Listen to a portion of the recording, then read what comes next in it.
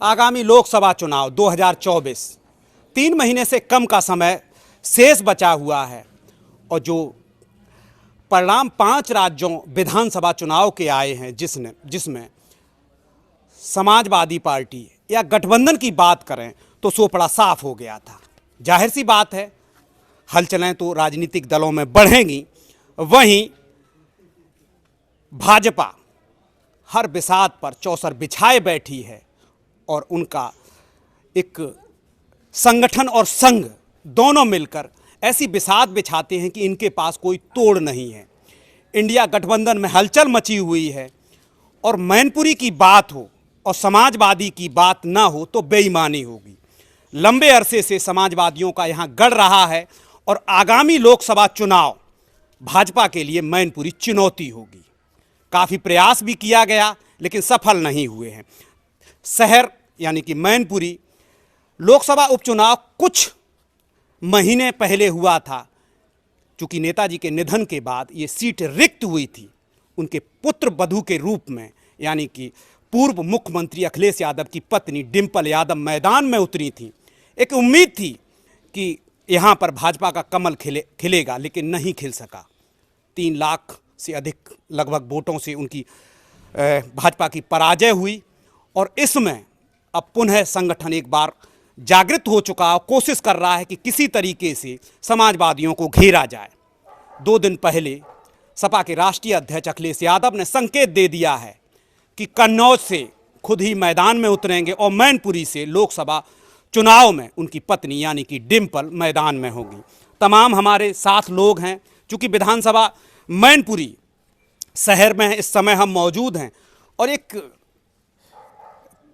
लोगों से पास जाकर उनसे जानने की कोशिश कर रहे हैं कि समाजवादी पार्टी ने जो पहले से अपने पत्ते खोल दिए हैं, क्या जो सांसद रूप में लंबे अरसे से सैफई परिवार इस मैनपुरी लोकसभा सीट पर काबिज रहा है, पुनः उन्हीं को देखना चाह रहे हैं या कोई नया चेहरा? क्या नाम है आपका? विजयन जी, समाजवादी पार्टी ने तो अपने जो पत्ते थे वो खोल दिए हैं, पुनः एक बार जो सांसद डिंपल हैं उन्हीं को मैदान में उतारेंगे। क्या कहेंगे, क्या स्थिति रहेगी? डिंपल यादव जीतेंगी। क्या कारण है बार बार उन्हीं को मैदान में उतारा जा रहा? कोई समाजवादी पार्टी के पास चेहरा नहीं है? नहीं, वो चेहरा का वो जीती हुई हैं, वो जीतेंगी। तो देखिए, इनका साफ सा कहना है कि वही पुनः एक बार जीतेंगी और ये भगवा ड्रेस में महाराज के स्वरूप में भी हैं। तमाम लोगों को एक शास्त्रार्थ भी देते होंगे। क्या लगता है अब की बार राजनीतिक जो गठजोड़ है, लगातार प्रयास कर रही है भाजपा, कोशिश कर पाएंगे ये? तो इनका बोलने की कोई ऐसी प्रवृत्ति नहीं थी। चूँकि स्थितियाँ सबका अपना अपना सोचने का ढंग होता है, वही यंग भी हैं। क्या लगता है आपको, जो समाजवादी पार्टी ने पुनः जो सांसद हैं उन्हीं का नाम आगे मैदान में रखा है, समाजवादियों की स्थिति अब की बार मजबूत रहेगी? क्या स्थिति रहेगी? इंडिया गठबंधन तो फेल है। एक सीट पे वो लड़ेंगे, एक सीट पे उनकी पत्नी लड़ेंगी।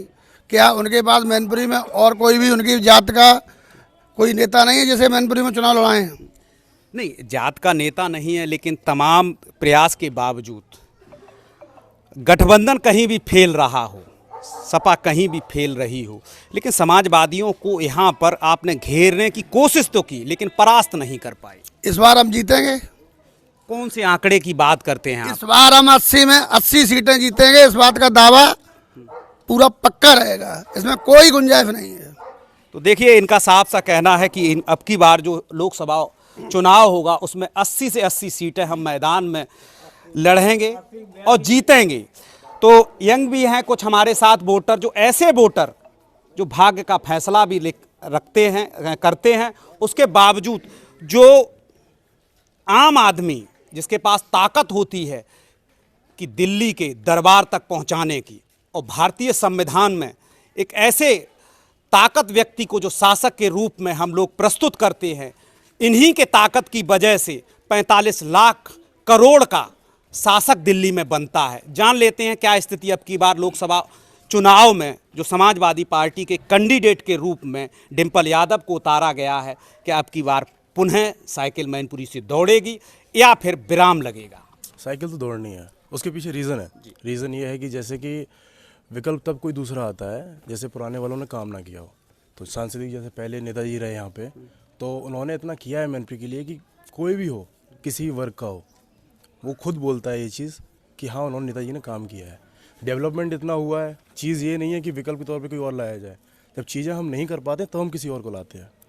वो लोग सफल रहे हैं हमेशा और लोगों की अपेक्षा है कि वो और अच्छा करेंगे। तो लोगों की अपेक्षाएं हैं कि वो और अच्छा करेंगे। अब की बार समाजवादी पार्टी ने अपना चेहरा तो समय से पहले ही बता दिया है कि डिम्पल ही मैदान में रहेंगी। क्या लगता है अब की बार आपको? सपा के पास कोई चेहरा नहीं है डिम्पल यादव के अलावा। अगर यहाँ से कोई उतरता है तो बिल्कुल शून्य होगा, क्योंकि यहाँ जो अभी काम हुए हैं बीजेपी सरकार में, जो योजनाएं चली हैं बीजेपी की, जो छोटे छोटे लोगों को भी, जो छोटे जो परिवार हैं उनको भी मिली हैं, और यहाँ बिल्कुल डिम्पल यादव के अलावा कोई भी उतारा गया तो बहरहाल उनकी उम्मीद तो नहीं है जीतने की, पर कंपटीशन करेंगी, वो फाइट में रहेंगी। महिला मातृत्व शक्ति की बात हो, और मातृत्व शक्ति में ही सबसे पहले प्राथमिकता दी गई है। सपा सांसद के रूप में मौजूदा स्थिति में जो हैं वो डिम्पल यादव हैं। क्या लगता है कि समाजवादियों ने अब की बार जो अपने उम्मीदवार को पुनरावृत्ति की है, अब की फिर साइकिल दौड़ेगी? कमल का फूल लगातार प्रयास कर रहे हैं। किस आधार पर मैनपुरी में कमल का फूल दौड़ेगा? 2 बार गल्ला मिलता है, राशन मिलता है, गरीब लोग बहुत वो कर रहे हैं, तो इसलिए कमल का फूल ही दौड़ेगा। योजनाएं तो लंबे अरसे से चली आ रही थी। पहले तो नहीं चलती थी। हाँ, जब मोदी सरकार आई है तभी तो चली है। योजना के अभाव में अब की बार वोटर वोट देगा। क्या लगता है अब की बार क्या स्थिति रहेगी? क्योंकि कोशिश तो बहुत की गई, लेकिन साइकिल चुनावी दौर में तो पंचर भी की गई, लेकिन कमल नहीं खिला सके। कमल खिलेगा नहीं, दौड़ेगा।